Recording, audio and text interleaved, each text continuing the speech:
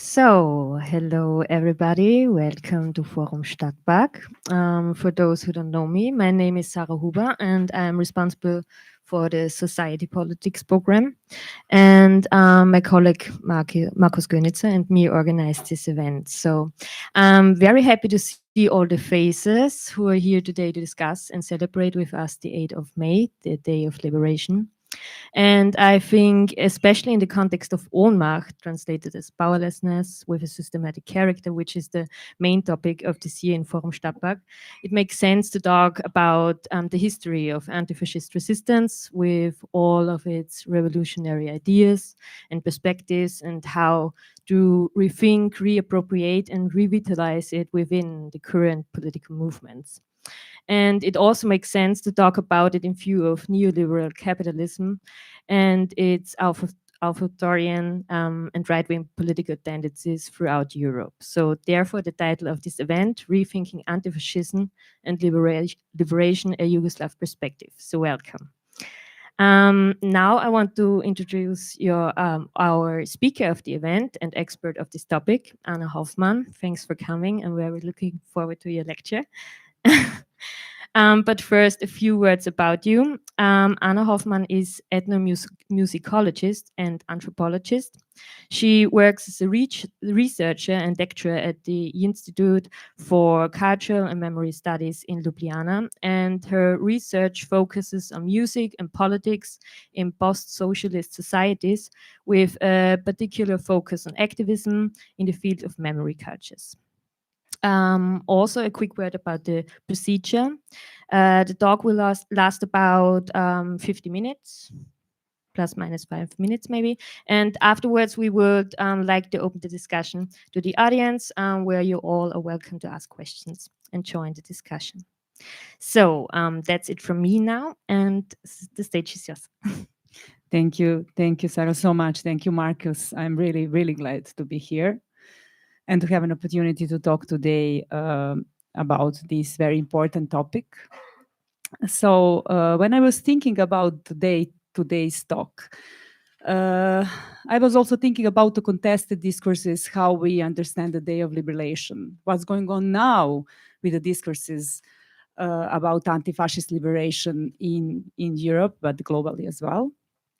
So actually, I envisioned my lecture, my talk today, that first I want to give some, let's say, short, more general overview of how practices of memorialization related to anti-fascist resistance from Second World War actually mobilize or sustain political struggles in the present, and also vice versa, how present struggles trigger the revitalization of past and memory of anti-fascist resistance in search for new political potentials today. So this would be the first. So I think we can go further. And the second is actually my long-term research. I was involved in the last, let's say, 10 years. It's about musical memorialization of Yugoslav anti-fascism and actually employment of singing activism as a kind of a political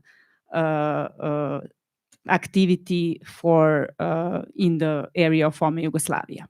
So I would like that we can go further. In both parts, I concentrate on the contested mnemonic status of historical experience of anti-fascist liberation, and also the very category of anti-fascism as it circulates today. So I hope to contribute to better understanding of the critical discourse, collective mobilization, activism that address the current re-emerging of nationalists, xenophobics, neo-fascist movements, structural racism, class struggle, environmental, social struggles, and so on. So simultaneously with this, I also think to give an insight into anxieties. Actually, Sarah opened today this talk with this idea of powerlessness or exhaustion or vulnerability.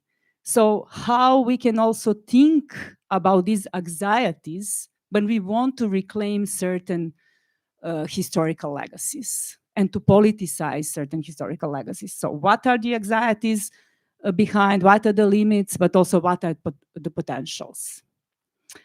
So to continue with this first, let's say, more short historical overview, I would like to say that when we think about anti-fascist liberation, and when we want to approach and understand historical and contemporary narrativization of anti-fascist legacies, somehow we always sooner or later faced with the Cold War paradigm. So these ideas of European East and West, of state socialism, how actually we think about anti-fascist resistance in former Eastern parts of Europe, where we had, like in former Yugoslavia, experience state socialism, and how these happen on the other side in the capitalist West. So I don't know if you are aware, but actually last year, but since the war in Ukraine starts, certain symbols related to anti-fascist resistance, for example, particularly in the Baltic countries, were banned.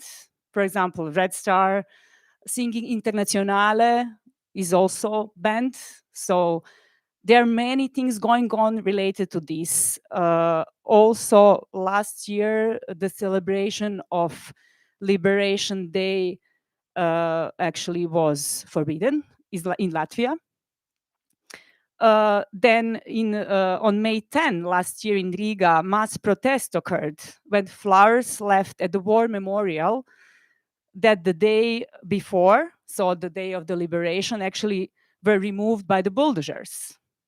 The day after, new protests emerged that actually opposed this undertaking of bulldozer day before. So actually we are now witnessing really, let's say, contested memory wars around this. And Baltic states are a good example of that. So there are also many monuments related to anti-fascist liberation that were removed, destroyed, or dislocated to some other locations. So of course that when we talk about, let's say, new Cold War discourses, we can also say that actually such protests, removals, demolitions are actually nothing new. Because since the fall of socialism in 1989, we are continuously witnessing a sharp polarization in memory cultures.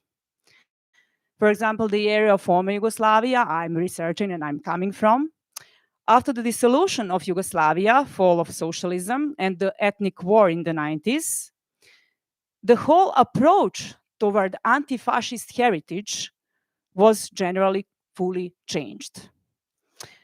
Majority of these sites were just left to fully decay. Some of the memorials were also destroyed, so it's not strange when we see the current situation in the Baltic states. It's not strange if we know that 30,000 partisan monuments were actually destroyed in the area of former Yugoslavia in the last 30 years. Maybe we can go further now just to illustrate this. The last of such events was on June 15 last year, when the Partisan Memorial Cemetery in the Bosnian city of Mostar was attacked by vandals who smashed 700 engraved stone memorial makers commemorating Yugoslav partisans who died during Second World War. This memorial cemetery you see on the picture was actually one of the largest anti-fascist monuments in the Balkans, with 300-meter long paved ceremonial pathway rising more than 20 meters up a hill. Some of these you can see on the picture. So it was also designed by the famous architect Bogdan Bogdanovic, and it was built in 1965. So this graveyard was fully destroyed last year. So just to illustrate the reaction of this destruction and why I said we are not surprised by this, because this was a continuous process, and the reaction or the result of these memory wars to quote, even in the middle of the 90s war in Bosnia and Herzegovina, local fascists did not devastate the partisan cemetery as they have done now, said Dragan Markovina, historian and activist from Mostar last year, who actually discovered this damage and put it on his Facebook page. So in my research, I think that observing motivations, ideologies behind these removals or opposing to, for example, these removals and demolitions represents a deeply valuable opportunity to understand how anti-fascism and memorialization of anti-fascist liberation is a field of political struggle.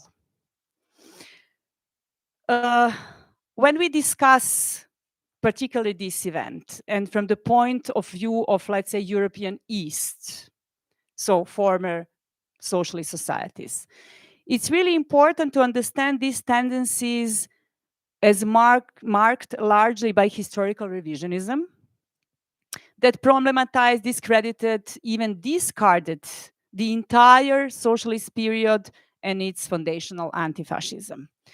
This means that the category of anti-fascist resistance, socialism, communism, and totalitarianism were made synonyms. And we call it in the research usually totalitarian paradigm. So when you simply understand state socialist societies as totalitarian societies and understand everything, including anti-fascist struggle in that, within that category. But even more, this supplied the notion of fascism and anti-fascism with new meanings, relativizing the anti-fascist resistance as an unquestionable act against Nazi occupation and oppression. This means that in the post-socialist countries, we witnessed and we lived really confusion that some scholars would say even terminological and conceptual confusion. Then actually anti-fascist fighters were proclaimed to be communist oppressors or communist bandits, while actually collaborationists were seen as liberators, people who bring democracy, and in that sense, anti-fascists. So actually, what happened the full kind of a confusion and exchange of these terms. And this is more also for you to fully understand the condition in which these memories wars are done. So, but what is also important that such historical revisionism was not only limited to state socialist societies. The so-called crisis of anti-fascist paradigm also hit Western historiographies. And several scholars were involved and were really interested to research how from the 80s already, everything related to socialism, state socialism, and anti-fascism also was demanded to go to so-called democratic re-evaluation. As James Mark says, for example, what was important, it was somehow to emphasize the division between anti-fascism and socialism, and that marriage between anti-fascism and state socialism was actually the subject to wider debates and tensions.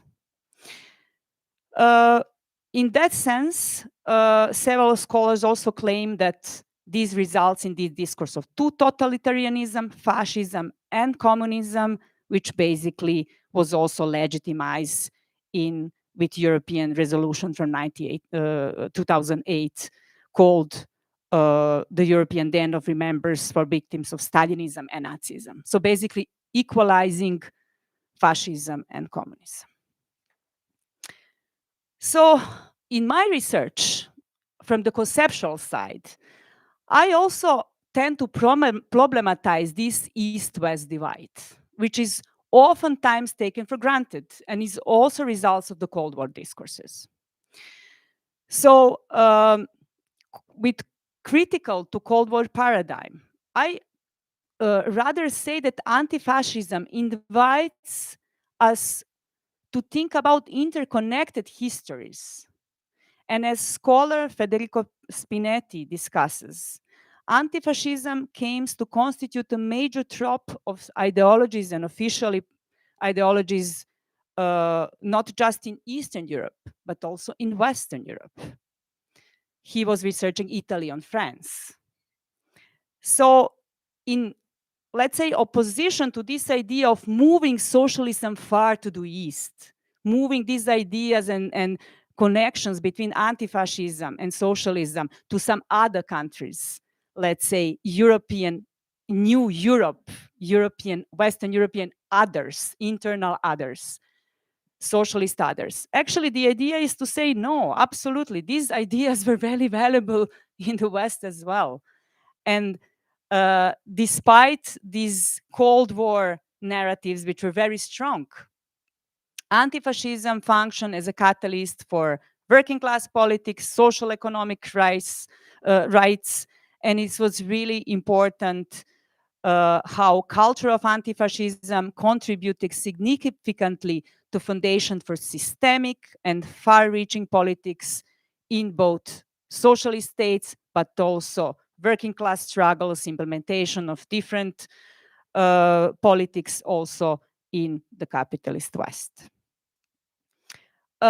Moreover, cross-cutting this East-West binary, we try to de-essentialize this gaze on East Europe and state socialism. So de-essentialize this idea of socialist other, which is always somehow positioned as an enemy to liberal democracy or capitalist West, and to think about experience of socialism from different points of view. Also, just to mention, before I continue, jump on my case study, from the, for example, 50s and 70s, anti-fascism further became an important component in the vocabulary of third worldism and also non-aligned movement in both East and West. So several political actors supported anti-colonial liberation movements. So in that sense, we cannot just give up of these legacies and said, okay, this is just some kind of a Soviet or policies related to, and accept these Cold War discourses for granted. So I would say that anti-fascism also opens the question about different grassroots intellectual movements, and contemporary struggles as well are informed by these ideas of critical stances toward political status quo and establishment. So after this, let's say, contextual part, now I would like to go to more, let's say, meaty, juicy part of the presentation, and go to my own research about musical revitalization of anti-fascism in the area of former Yugoslavia. In my own research, I observed how music and sound are really strongly involved in creating and opposing the regimes of memory, in imagining, performing memorial landscape, reinforcing conflicting memory narratives, but also helping in overcoming trauma. So my talk today is based on my long-term engagement with the activities of the singing collectives. And these singing collectives call themselves activist choirs, self-organized choirs, punk choirs, anti-fascist choirs. So they use really different terms to somehow frame and express their own activities. So they emerged from 2000 and more actively from 2008 in different cities of post-Yugoslavia. In Belgrade, Ljubljana, Pula, Skopje, Zagreb, but also among Yugoslav migrants in Vienna. So my first encounter was during my students' days in 2000, but actually I joined first choir called Horkeškart. And after 2 rehearsals, I decided as a student of Music Academy that they sound so bad. And actually I left the choir to be returned through my research a couple of years after. Of course, these people remained my friends. So this is why my part of my research is also related to amateurism, to radical amateurism, and what does it mean when you don't know to sing, but you still sing and you continue to cherish this type of collective. But this is the story for the different lecture. So after I met this first choir, I continue to be interested in these type of activities, especially when in 2008 and then 2011, when the first mass protests in the area of former Yugoslavia started, anti-austerity protest in Slovenia, student protests in Croatia, then in Bosnia, so-called JMBG, or the protest against political class, then in Serbia with some privatization protest started. I was amazed how some of these collectives started to be politically active. And then actually, this is how my research started. So from my first encounter as a singer to actual researcher, where these choirs became really active in different cities of former Yugoslavia, somehow articulating the same ideas, basically recalling anti-fascism, partisan song as a way of opposing, let's say, neoliberal transformation in the region.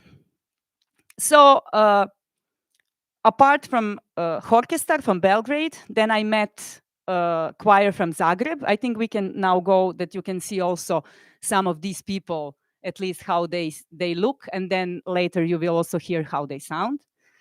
So this is a Kombinat choir of Ljubljana, founded in 2008, a female choir. So the majority of these choirs actually are female choir. This is the topic we will also address. This is a picture of Kombinat also dressed in a partisan uniforms. Then we can continue further. Lesbor from Zagreb, a lesbian zbor from Zagreb. There were also Lehor, like a Belgrade's equivalent from Lesbor in Zagreb, but they stopped existing.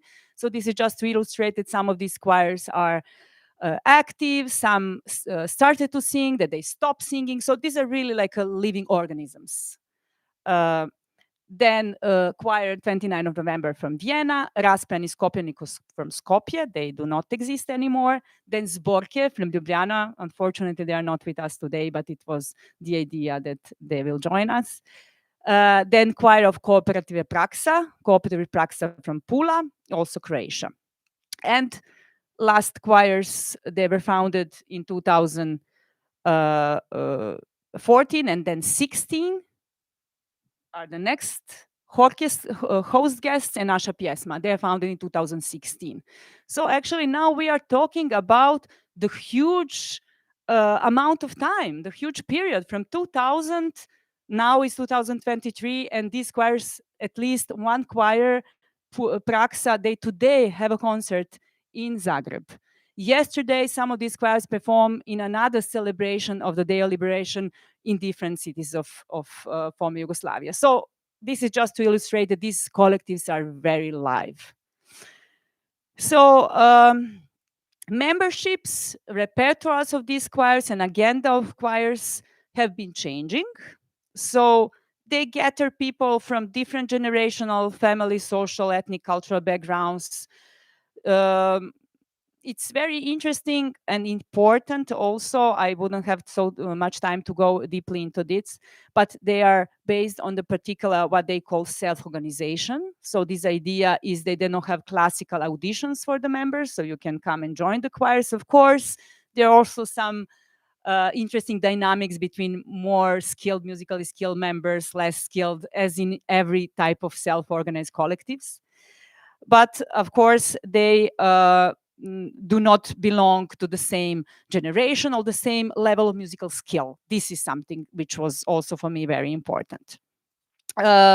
So choirs really perform in different contexts, and we would say also in the contexts which are not typical for usual Western understanding of professional choral performance, which is stage. When you think sometimes about the idea of choir, this is more or less the idea of institutionalized practice, either church choir or some formal choir or professional choir. So people who are really dedicated to the idea of singing and polished performance, great voice, good sound, and so on. But in this case, we are talking about, some of the members would say like, this is an excuse actually to share political ideas and to be politically active. So in that sense, choirs are important because they do not perform always in the usual ways on the stage, on the concert.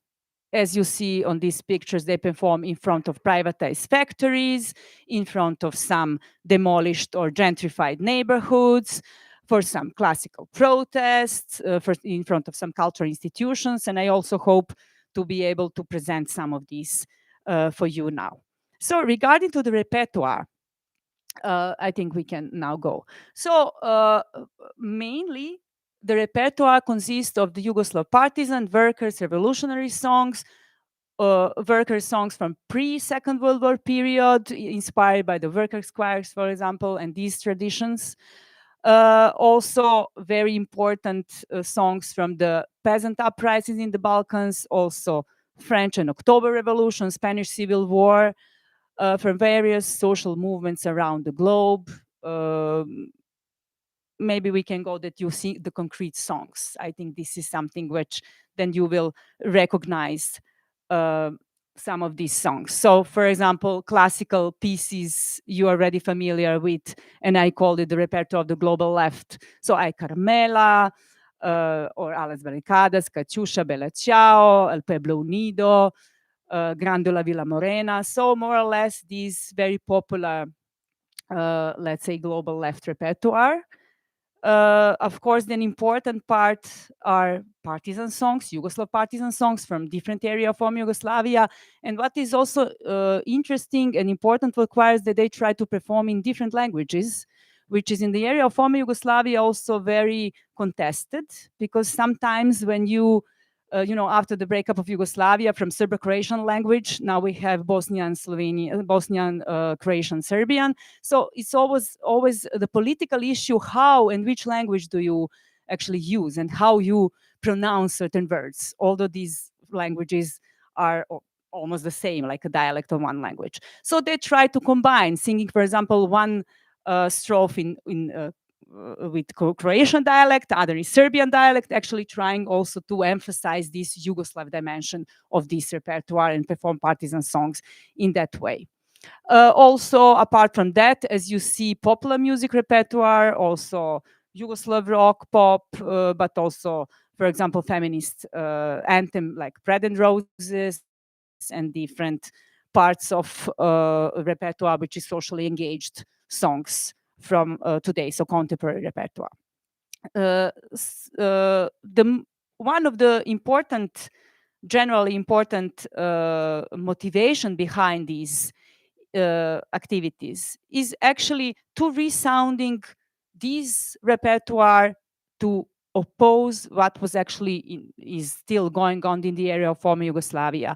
So the restoration of capitalism, aggressive introduction of neoliberal economic reforms after 2000, which actually was just a key word for privatization, disposition, and much of the structural uncertainty, instability, which basically influenced the lives of people after people in the former Yugoslavia.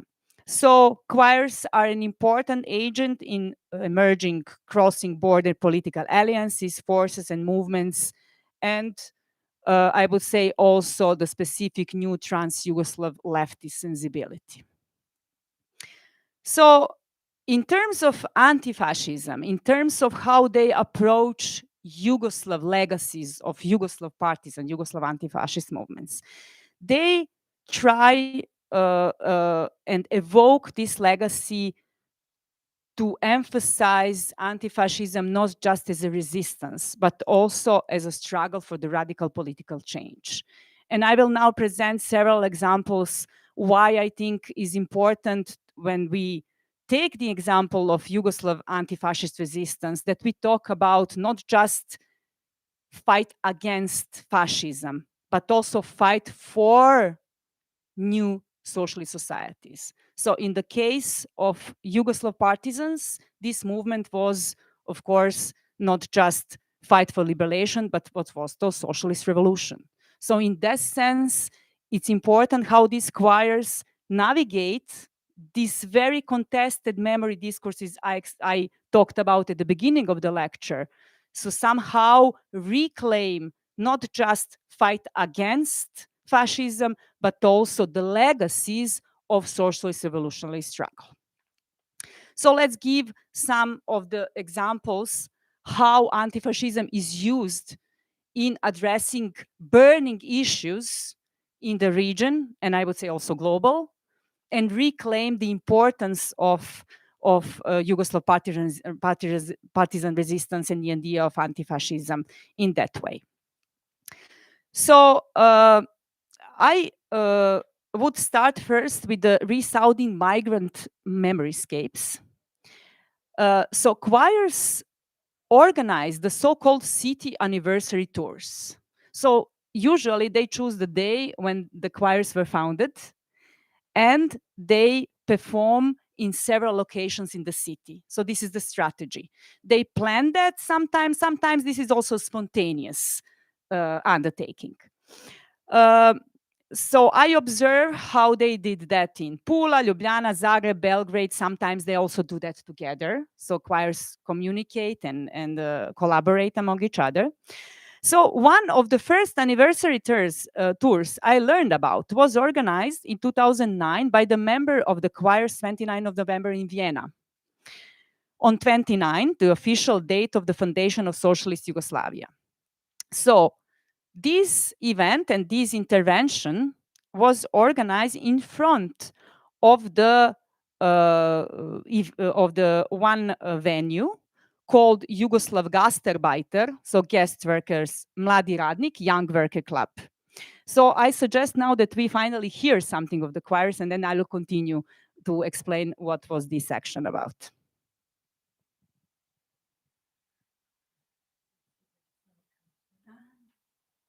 Bei Vinted finden wir es richtig gut, Leuten zu helfen, zu verkaufen. Und sie freuen sich über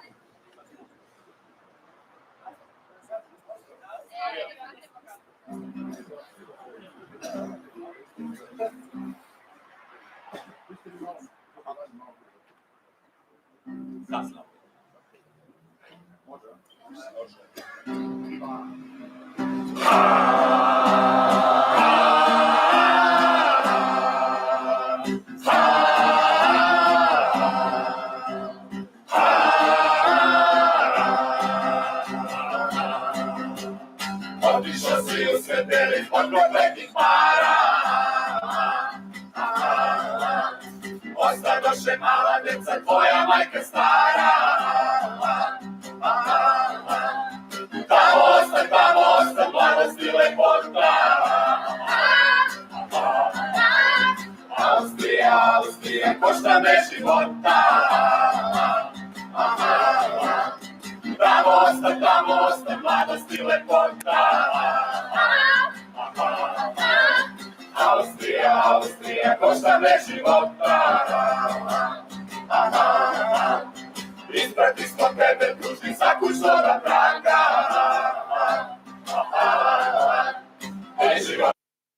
Okay, so you heard actually a cover of one, let's say, newly composed folk song about Austria and working migrants and how they hardly work and how actually Austria costs them their lives.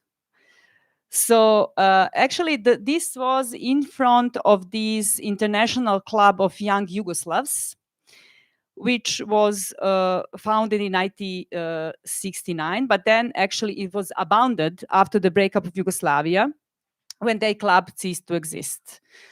So singing to this location aimed to revive the space of memory and to oppose the official neglect and erasure of the histories of Yugoslav gastarbeiters in Vienna.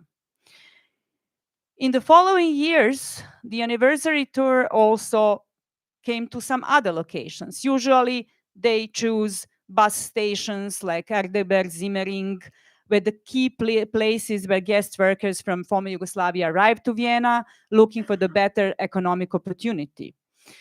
So the choir members actually try to resound the space that are marginalized in the city's official memorial landscapes.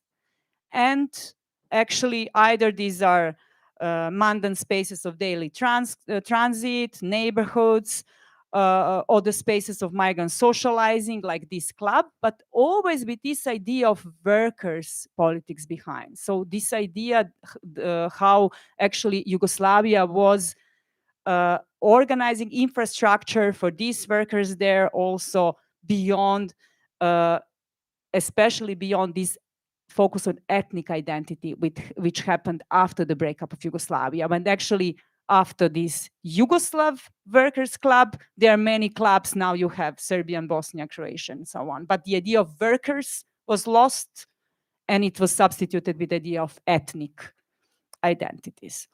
So in her study of this choir, Rosa Reitsamer, the colleague, writes that the choir raises the question about the exclusion of the history of migration for Austria's official cultural heritage discourses, which negates the cultural political activities of migrants, and especially in this case also the socialist legacies and socialist organization of these workers, of Yugoslav workers in Austria. The next example, I think we have to go back now. Yes.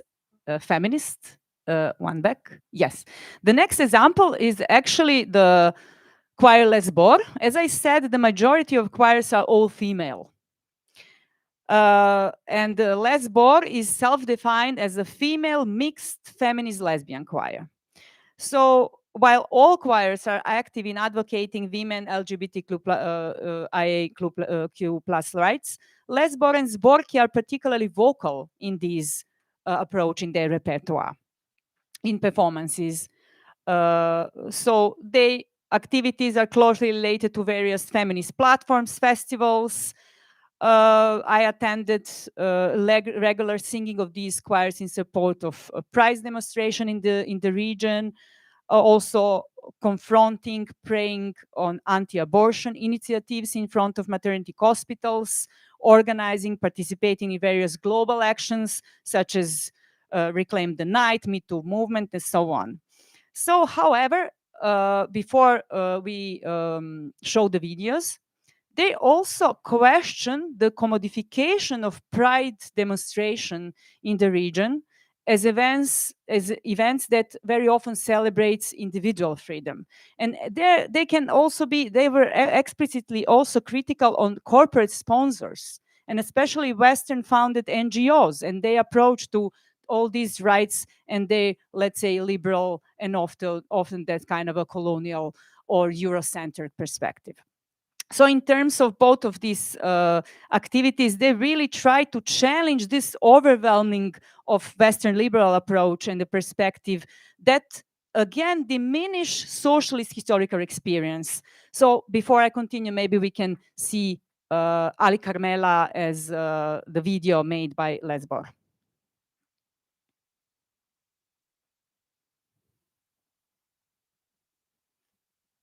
Now we don't have sound.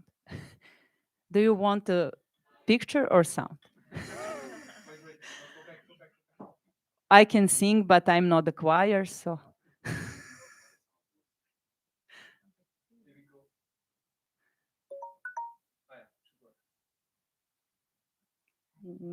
It's always a problem.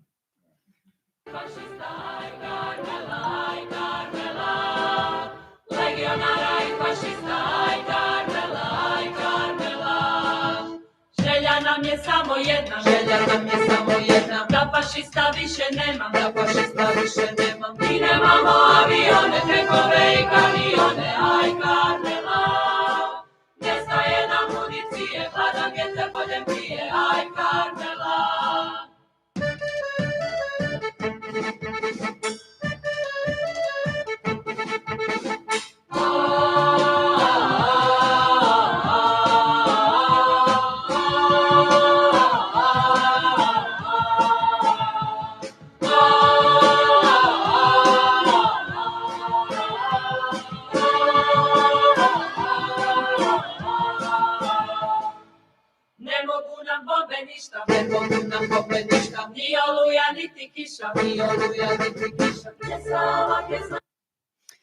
So, in a conversation with one of the choir members from Brezbor, Svea, she said that they choose partisan songs in order to emphasize actually in many aspects the class question. In many aspects, these ideas which are removed from these narratives about women rights and feminist perspectives. Also, for example, she said that when they sang the Internationale in confrontation with anti-abortion initiatives, the idea was to emphasize the right to abortion as a class question, because there are women who cannot pay to this, and also to warn about the public health in general, which is quite in a bad situation in the region. So in that sense, the choosing and recalling anti-fascism was somehow to always remind listeners, protesters, people about the revolutionary legacy of Yugoslav anti-fascist struggle, and not to leave it behind. So to the last example, choirs also defend and demand public attention to privatization of former socially owned cultural venues in the area of former Yugoslavia. Socialism was, as I discussed with Sarah today, it's really socialism equal infrastructure. So in terms of culture, it was really establishing a huge, vast amount of cultural centers, cultural associations, cultural houses in villages, in urban areas, and so on. So in that sense, after the breakup of Yugoslavia, we are experiencing really infrastructural seeds, so that these places are either privatized or simply left to be abandoned. And these networks does not mean the destruction of these networks does not mean only the physical destruction of physical sites, but destruction of communities, destruction of ways of organizing, destruction of societies, associations, way how the culture and art was actually practiced. So this example I will show today is actually done by a orchestra in Belgrade, and the action was called Kulturbund. The idea was to point out the ongoing problem of fully neglecting of public cultural institutions. So they started with the performance of the so-called work song, Pesma Radu, in front, so the idea of some, in front of some cultural institutions, actually to point out the problem of fully diminishing these cultural institutions or leaving them to struggle on the market without any state support. So I suggest, after we promote Linder, to continue with culture.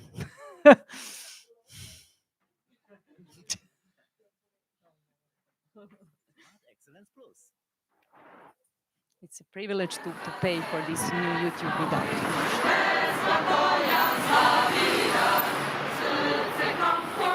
Culture is a so important segment of social life of every individual.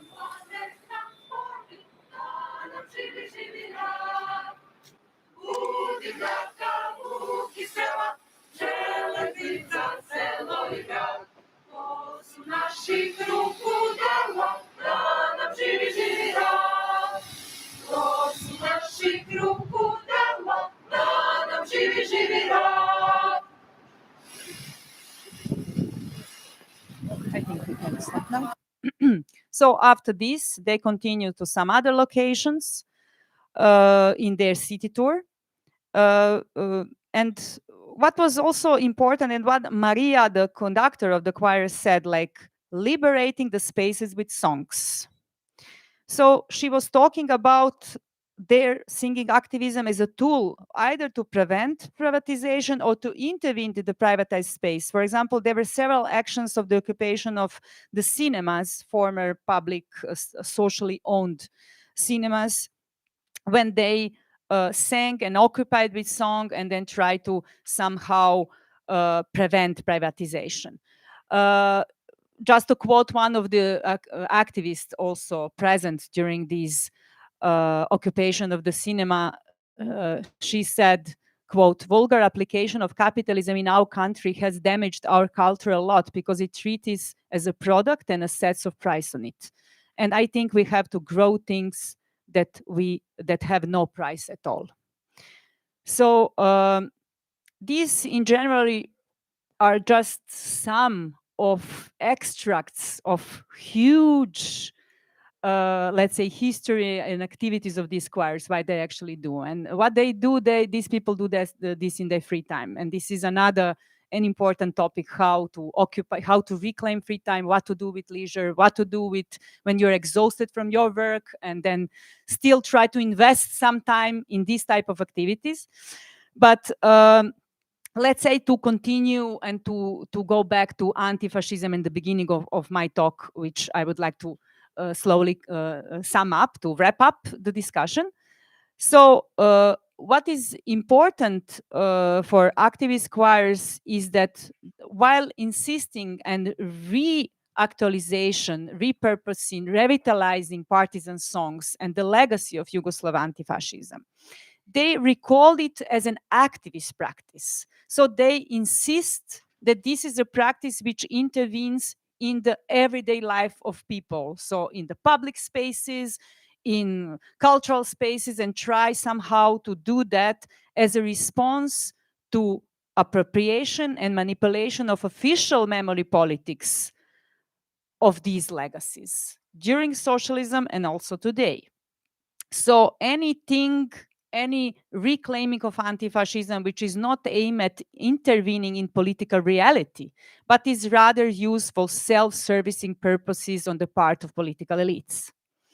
So singing memory activism employ the legacy of anti-fascism as a framework from political engagement, what they would say beyond party or classical political organizing.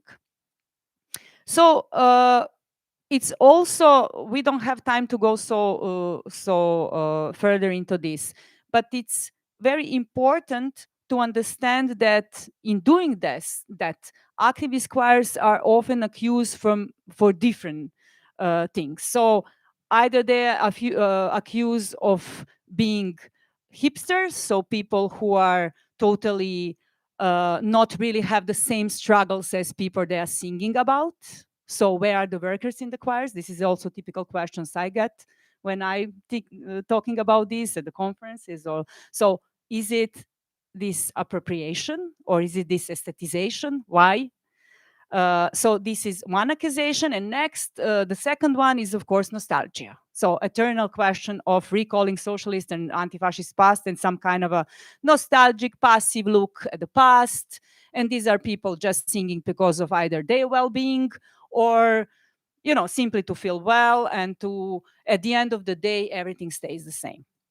So how to deal with these anxieties we all share? It's not about the choirs, it's also about my research. When I write about that, as I said to Sarah as well, like they said, like, how can you explain your romanticization of these practices? So there is always an anxiety about how and why you politicize these type of political legacies, especially through arts and especially to singing, which sometimes it's also the way of light entertainment, not real fight, something that we should really do to change something. So let's say that I will today offer at least 2 answers, or maybe open more questions that I will offer and answers. I think we can go. So I think that we first have to be aware in the current memory wars, we are really witnessing a constant adjustment of the ideological positions and political stances in the framework of anti-fascism. In the region is really that currently you have all the parties, for example, in former Yugoslavia for political spectrum using this concept and organizing also commemorations, organizing different type of, let's say, memory of the partisan struggle and so on.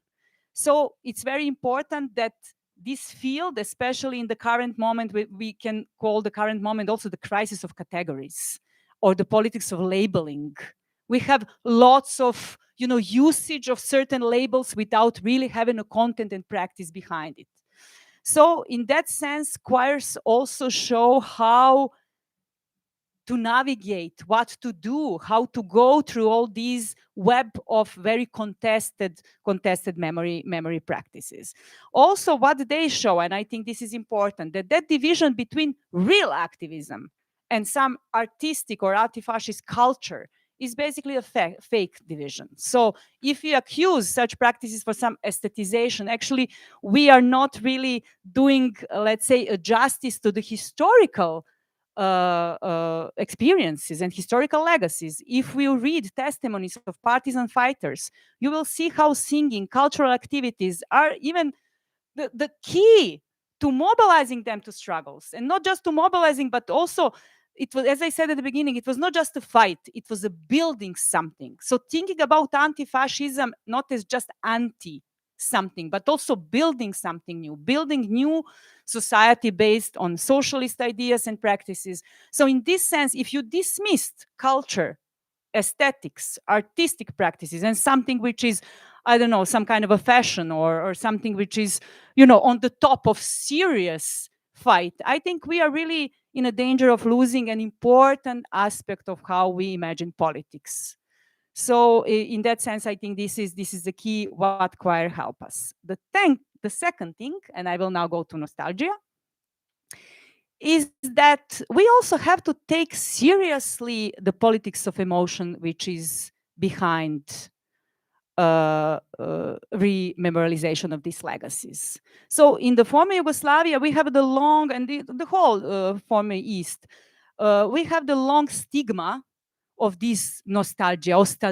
This is something which is, actually passivizing political struggle of the left, because they are too much look at the past. Like nostalgia is always just paralyzing, something which not give you some active input. But I would say, especially through art and to music, embodied experience of singing, this affective, these emotions, then you actually get while listening. It's not just about performing, it's also about listening. Listening is not a passive position. Ethnomusicologists already discussed. So the politics of listening is also very important.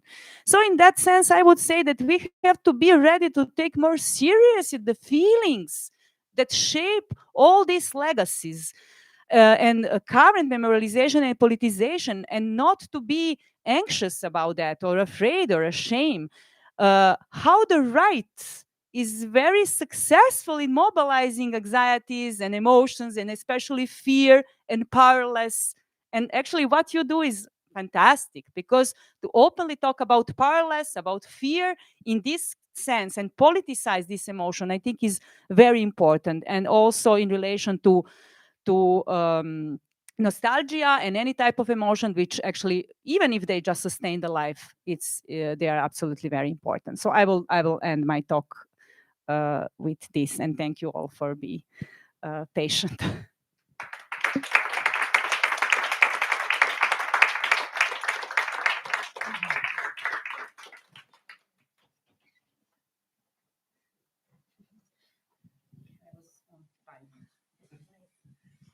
Yeah, thank you for your exciting lecture and the interesting perspectives. I found it very stimulating to think about anti-fascist politics in a different way, especially with the example of the choirs. But now I would like to open the discussion to the audience, and everybody is welcome to ask questions and join the discussion. So are there any questions there in the back?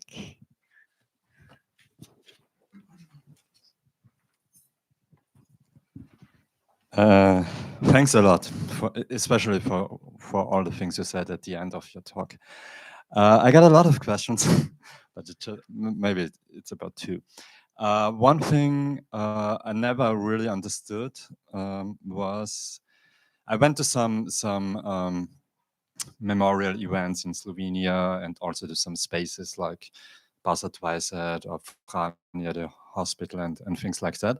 And for me as an Austrian, it was always surprising. I always had the feeling, okay, there's so many people going there. Is it some kind of tradition that you might take a weekend trip and you visit the headquarters of the partisan resistance, because it was always crowded. And also Franja, when it got destroyed, got rebuilt and everything. So for me as an Austrian, if you know the very, very, very few similar spaces here in Austria, and usually you are alone there. So, and at the same time, there's this rewriting of history also in Slovenia and all the other countries. So what kind of contradiction is that? How people just ignore that their governments write another history, or what is going on there? So that's something I never got and never understood. Maybe you could help me with that. And then I got a question about the choirs. I went to some concerts of the partisan choir of Trieste. Sorry. And I suppose that there have been a lot of partisan choirs, anti-fascist choirs in the old Yugoslavia. And for me, the question was, are they still existing, the old ones? And if yes, is there any connection between the old ones and these new, very interesting choirs that are plopping up in all these cities? Yeah, thanks. Are you collecting, or should we? Then maybe I'll add just a little tiny bit on that, because the first question with this contradiction. So my question would be, what is the role of, and now I'm going in all bougie on that, so you're gonna judge me for my Western gaze on that, but anti-fascism in the founding days of Yugoslavia has been state doctrine, right? It has been hegemonic in a way. So in how far is it then difficult to reappropriate it if there have been like generations that have been quote unquote forced into anti-fascist folklore in a way, like my punk friends that were like forced to go as pioneers to Petrova Gora or whatever, and yeah. So how does that play a role in that, in Leo's question? Amazing question, of course, questions. It's complex thing when you had workers on power, self-management of power, and anti-fascism as an official ideology. Of course, it's very, very difficult to reclaim this, especially if you internalize the narratives about socialism as a failed political project. And I think this is maybe the main problem, that as soon as in the 80s and 90s intellectuals and Marxist intellectuals so quickly accepted this idea of state socialism as a failed project. So, we tried that in practice and it's totalitarianism. Not maybe using the totalitarian paradigm, but the idea that it's at the end, eventually, it doesn't work in practice. So, for me, this is a little bit, how to say, limiting. Because what happened to former Yugoslavia after the breakup of Yugoslavia, ethnic wars, I think this is what actually mobilized this story, remobilized this story. So when you, after the fall of socialism, first have the radical militant nationalism, let's say also fascism in certain aspects, and then you have a fully aggressive introduction of capitalism, then you have in this region really laboratory of what's going on when you want to claim socialism as a failed project. So many people said, okay, is this democracy? Is this what we want? So what was actually failed then, if this is not failure? So what is bigger failure? I think this idea of what we have and expectations from, say, socialism and our expectations of capitalism, I think this is sometimes the let's say the weak point in the left, because expectations from state socialism are like, oh, they didn't finish gender equality, that politics was, but did capitalism, finished anything? So I think this embracing and buying this story of failed project instead of, I don't know, thinking about the process, about what happened. Of course, we always have to be careful because Yugoslavia was a very peculiar case. In that sense, this was market socialism.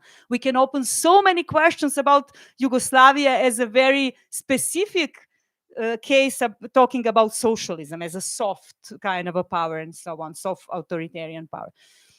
But this is a more, let's say, direct question of self-critique in a sense of how we understand state socialism. In regards to burden of these, why people and what happened to people, of course, very soon, memorial landscape changed. So at the first, due to the ethnic wars, all these nations, they wanted their own memories. They want to erase Yugoslav because Yugoslavia was either aggressor, or it was the former totalitarian state. They want to build their own nations and national memories. So of course, these Franja hospital was important site of, but it was not always the same. In the 90s, of course, that these sites were not so, let's say, visited and popular. But again, this is a process. After 2000, then we see even more, let's say, a canny adjustment that national government started to introduce new celebrations and new holidays related to anti-fascist resistance, but the new one, not Yugoslav one, which will address national aspect, like Croatian partisans, Slovenian part, not anymore Yugoslav. And this is why this legacy, when you talk about partisan resistance, you also talk about Yugoslavia. You also talk about anti-national kind of a concept and idea behind. And the latest now, the last development is that really government are organizing anti-fascist like celebrations. From 2000, I think already 14, Serbia is organizing celebrating Liberation Day. Celebrating Liberation Day as Serbia was anti-fascist force, also accepting Putin and so on. So things are getting really weird in a sense how anti-fascism was reclaimed and how Yugoslav partisans were revived politically.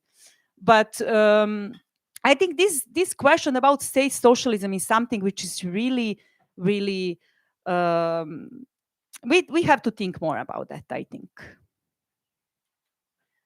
And about the choirs.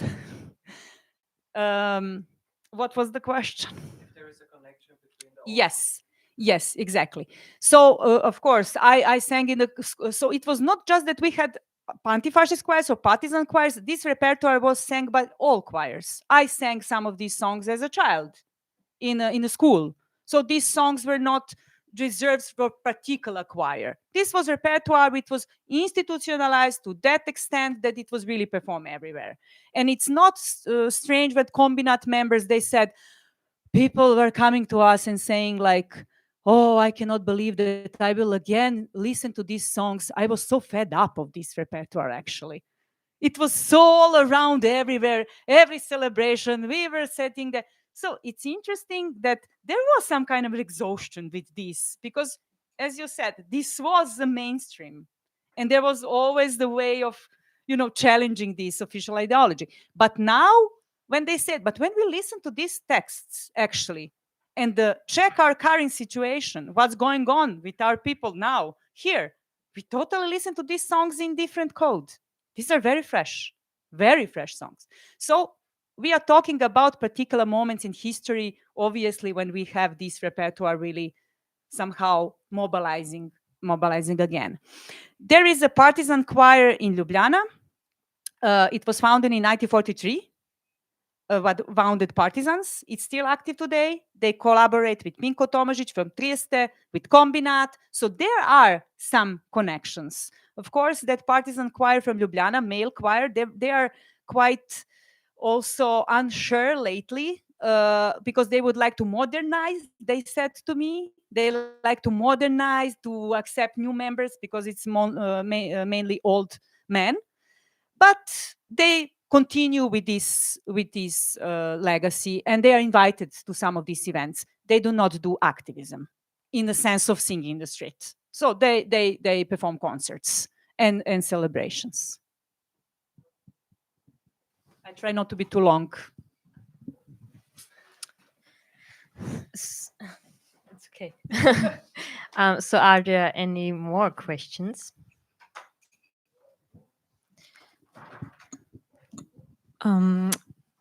It's a kind of a question to your answer, because it seemed like for example, the Serbian government uses anti-fascist memory practices, but they're not at all a socialist or left party. So I was wondering, because in Austria, all parties from middle to right are really like, no, we are not socialist or communist at all.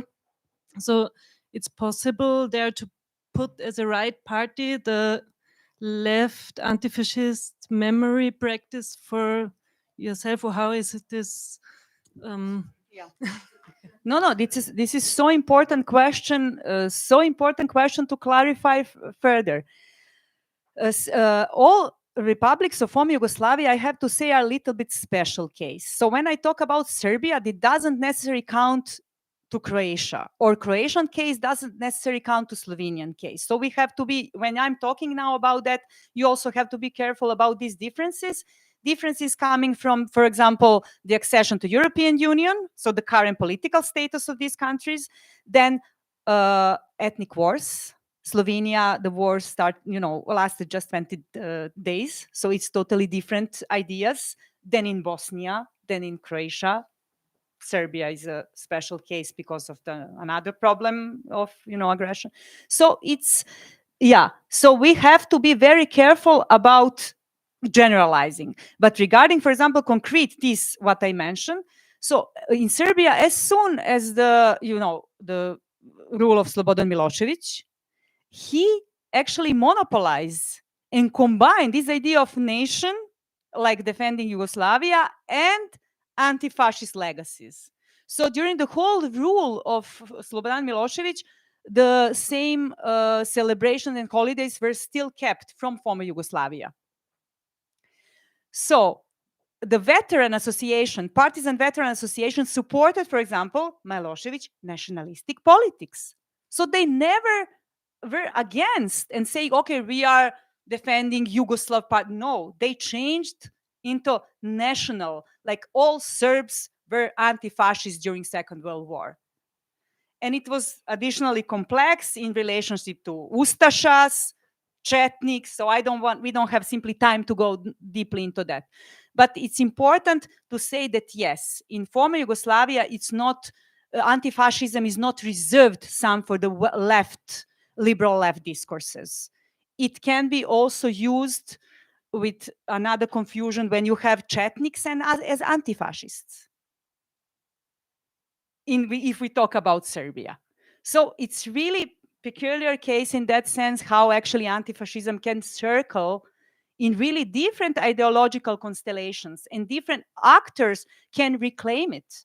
But what was the last thing is really a commodification, in a sense that you can, what they do now, for example, they publish cartoons or comic books from partisan time and sell it, and they know that it's also a good product.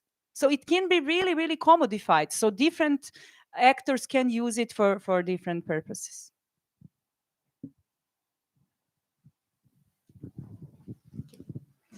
Thank you for the interesting talk. And I have a question. And I just want to say that I wasn't here for all the talks. So it's possible that you talked about it. If so, I'm sorry.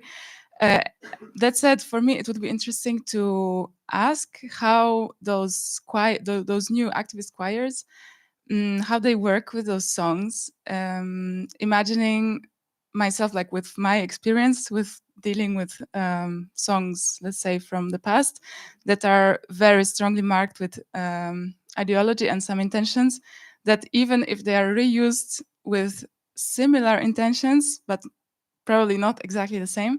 So my question is this something that those groups work through? And it would be interesting to know what strategies they have to work with this. Like, are they critical about it, or maybe they treat it as some historical material that you just present as it was? Thank you. Thank you so much for this wonderful question. I didn't have time to talk, of course. So it's so important that the, choir members are really very aware of this, what we can call ideological baggage or meaning of previous context of performance, because this is also important how certain songs can circulate and are disseminated in different geographical areas in different contexts. So they really try to be very careful. So they do not choose to perform any song without really going deeply into the research. So who, how, where are the contexts, what are the real lyrics, trying to really dig deeply into it. So this is a research work. Sometimes I also collaborate, we discuss, but then, as you said, people can also inscribe different meanings into song. For example, sometimes when choirs were afraid about nostalgia, they didn't want to perform some songs because they thought maybe it would be too much older people, you know, crying, and it was too much reviving memories. So they try to avoid it, but you cannot control how songs will be perceived. The most important aspect of that are the songbooks. So each choir has a songbook, and they try either to write in front, so on the bottom part of the lyrics, their own understanding of how this song should be listened and what is the message of this song. So it's very important also, and the very important also announcements. They do not leave the interpretation of the songs just to the chance and different interpretations. So before they sing, usually they have a prepared kind of a, you know, announcement for the song. Like, we perform this song because we believe this, or explaining this song was performed, da, da, da. So audience very often said, like, wow, these are really like a classes of, you know, education, not just music education, but history, because we didn't know, for example, how these songs were related to, I don't know, Spanish Civil War, and then it was after Paris Commune, and then how they were transmitting to different contexts. So definitely they try always to be very clear about what they want to do with this particular song at that particular moment, at that protest, at that context. So I think these are, and of course, these are huge discussions. I think just discussions are very interesting as an ethnographic fieldwork, at least they were for me. How different choir members discuss about the songs, how they do not agree about that, how they contribute different knowledge, different experience, different perspectives, if this can be sang or not. So I think this is very, very important part of this collective work. Yeah. Thank you so much for the answer. And just a small follow-up question, because I was particularly wondering if you have witnessed also that they include their hesitations and doubts in the presentation of this material. Do they, you know, do they give their critical remarks when they are singing something? Maybe there is a song that they choose to sing, but there is something problematic in it, and is it also part of the musical performance, or they leave it just for their inner discussions? Thank you so much. Yes, so sometimes, especially Combinat, they do not explicitly say, okay, this song was, but what they do, they said that these songs cannot be captured by any kind of a government or regime, that these songs can be interpreted in different contexts. So this is the way how they intervene in some anxieties, how they express some of these anxieties, or said, like, this, although this song was performed in some of these contexts, like state celebration during socialism, like they were, as I said, so much present around us, but they still have an important message. So there is always somehow dialogue with the listener. So they don't leave the listener to of course, other debates are strictly for the internal uses in terms of how they intervene, if they would add some text, if they will avoid some arrangement, or if they will add something in order to emphasize. So there are different then strategies how they deal also with the material of the songs as such. Maybe we can ask afterwards. Let's see if there are other questions.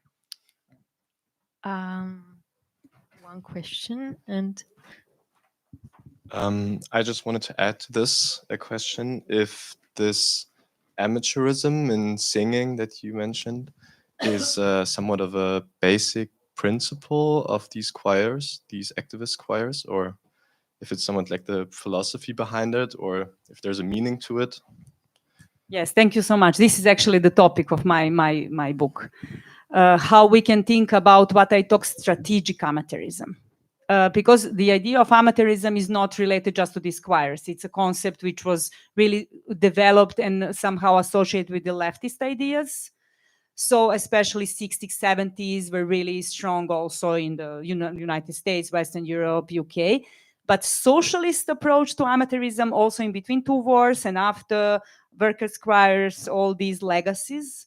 So in that sense, choirs cherish something, some of these choirs explicitly call this, like Naša pjesma, they said, we are radical amateurs. So they explicitly use this. Other choirs do not use amateurism as such, but through that, these ideas of self-organization and the idea that you don't need any musical skill to join the choir, basically they reclaim this idea, this political position of an amateur. What is, I think, also important that this political position of an amateur doesn't mean that all singers are amateurs. Not that they occupy the political position actually and reclaim amateurism, because in the choirs you have also people who finish music school. So it doesn't mean that all these people are totally tone deaf or they don't know how to carry the tune and so on, although there are. But it's a huge and important way how amateurism is exactly meeting of these different approaches and different knowledge, different skills, different access to music education. And I think this is what I want to emphasize particularly in my research, because amateurism in socialism was not just some idea of community singing or community music like it was in the West. It was basically the idea of infrastructure and allow everyone to actually access free public, cultural, including musical activities. So I think behind this is also some kind of a class critique of, capitalist commodification of culture and art, but also this idea of how through amateurism we can actually think about this idea of class equality. And I would like to, I think for me this is very seductive idea, and I also develop it in my research. So definitely, although now choirs are, working in this current moment, but I said we had this dissolution of infrastructure, this idea of amateur is fully marginalized, like in contrast what was during socialism. So defending cultural infrastructure, these cultural centers and so on, they also try to defend this idea for everyone. Where is the culture for everyone? Where is this cultural leisure for everyone? So I think in that sense, I found this very, very important. And maybe this is the thing we have to push further. Was there a follow-up question in the back? No? Okay. So are there any questions in the audience?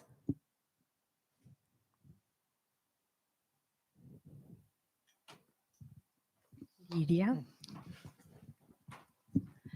Yeah, Anna, thanks a lot for all aspects and accents that you put on this topic. I think this topic is very complex. I asked Marcus already before if we can make a break, because we all are quite tired and there is not a lot of air. But I have a few comments on this complexity also. So maybe we can decide either should I prolong? It will be maybe a little bit longer, or maybe after Marcus, Sarah, is this okay? Because I think it's very controversial topic, what you are presenting. And it's not so much specific for some ex-socialist perspective. For sure, the historic trajectories are very different, but anti-fascism was the base for the creation of the new world after Second World War. And it's a base for a class consensus that was made after Second World War. So this is also nothing specific for socialism, that it's directly linked. So also the whole Western world was based on anti-fascism.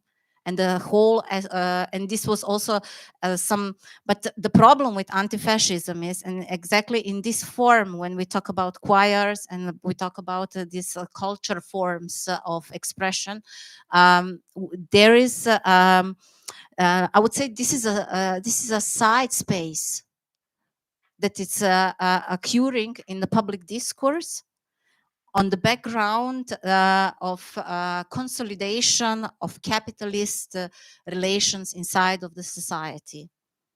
So if we check, this is very dramatic, and that way it's very interesting to show to observe that in ex-socialistic lands, because it's a dramatic change.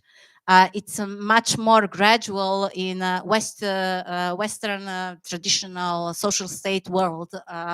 So that's why the trajectories are here, and pictures are much clearer. But why I'm thinking it's a side space. One thing is that if we are observing the tendencies of domesticating capitalist and institutionalizing, embedding in the society, if I say with Poland, the capitalistic relation in the socioeconomic structure of the society, it's an ongoing process. So there is no disruptions here. Especially, I'm coming also from Slovenia, so because I know the language also, and I can also traject also that processes. So and this is some ongoing process that is happening. This discourse about anti-fascism, it's occurring as a battlefield in a symbolic, and it's classical Kulturkampf, culture struggles, where actually the discourse is framing, and it's also about the narrative of some continuities, also in the sense of symbolic continuities. I understand that. I'm also inscribing myself also in this continuity, but on the background, it's happening complete opposite thing. So this what you said at the end, this you said very nice political marketing demands or something like that. It's exactly this very good also description what actually is going on. And to choirs, I think one thing what you said about, and especially if I think we had here talk 2 weeks ago with Anne Cvetkovic as politics of emotions, etc. I think in this sense, what you said also, it's not to underestimate this moment. And also what you said, that people for nostalgia, I think the best for these choirs is that actually they're beating safe spaces for people to collectively collectively feel, so experience some emotions, and also share in this sense all all these private things. And I think this is also already enough. That's why I'm also thinking that they don't need to, I don't know, some extra activism. It is some activism is already this community building in this sense. And here, maybe now I'm trying to crystallize some question here. Maybe one thing to think, maybe exactly sticking with this legacy that it's so controversial, isn't that maybe more obstacle also for choirs as a community building mechanism to develop something new, and if not some new songs, but some also new strategies? Oh, this could be a question. Yeah. Yeah, I think that can be, that we can, I think, close with this, exchange. I think this is very valuable. I think we have to be all honest with ourselves. Choirs are also aware that sometimes they said we can be, 100% anti-fascist, but we can be only 99% anti-capitalist. I mean, no one is here, naive. We know that this is not, saving the, stopping the process of fully degradation of, whole social relations. So absolutely. And I think it's a right to say that just to sustain the life. I mean, at least I know how is in the part of the Balkans when we discuss life is really reduced just to the bare survival. My parents, and I'm from southern Serbia, I know how it's in living post-industrial city when basically what you do, you live with, 400 euros salary and try to survive a day. How you can think about any politics in this survival mode? So I think we have to be honest about that. And I do not say that, this is kind of a glorification. Of course, this is just, sometimes this is just an expression or an act against this exhaustion, just to sustain more of this idea, which is totally demolished. So we did not talk about some controversial past or something. We really talk about demolition of whole idea of different form of life. This is not possible to imagine for people. So I would, in that sense, say, and I would say that now having emotion and past, controversies of the past is a little bit contradictory in what you are saying, because emotions are always complex. And nostalgia is exactly the result of this dealing with the burden of the past.